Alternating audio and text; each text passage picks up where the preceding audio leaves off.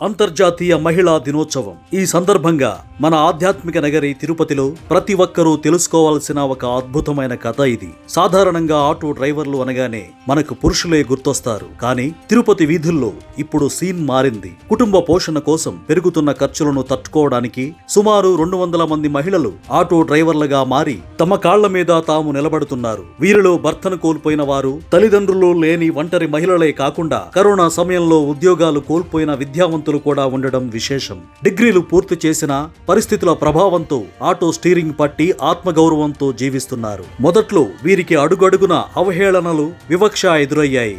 మగవారు ఉండే ఆటో స్టాండ్లలో వీరికి చోటు ఇచ్చేవారు కాదు.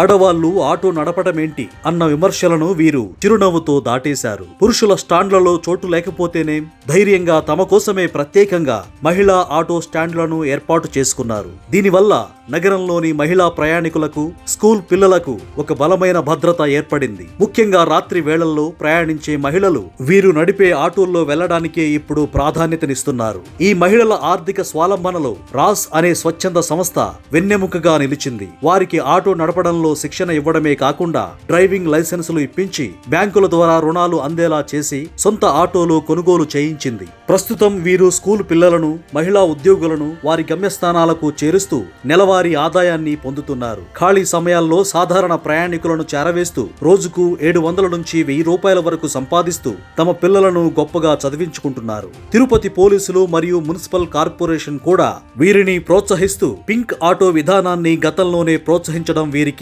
మరింత బలాన్నిచ్చింది. కేవలం డ్రైవర్లుగానే కాకుండా తిరుమలకు వచ్చే భక్తులకు మార్గదర్శకులుగా కూడా వీరు నిలుస్తున్నారు. బయట ఆటో నడుపుతుంటే కొందరు చులకనగా మాట్లాడుతున్నా మా పిల్లల భవిష్యత్తు కోసం ఆ మాటలను పట్టించుకోకుండా కష్టపడుతున్నాం అని వీరు గర్వంగా చెబుతున్నారు. ప్రస్తుతం ఉన్న ఆటో స్టాండ్లు వీరికి సరిపోవడం లేదని ప్రభుత్వం మరిన్ని ప్రత్యేక స్టాండ్లు ఏర్పాటు చేయాలని వీరు కోరుతున్నారు. మహిళా దినోత్సవం వేళ అడ్డంకులను ఆత్మవిశ్వాసంతో ఢీకొని ఆటో స్టీరింగ్ పట్టిన ఈ మహిళా సారథులకు మనమంతా సెల్యూట్ చేద్దాం.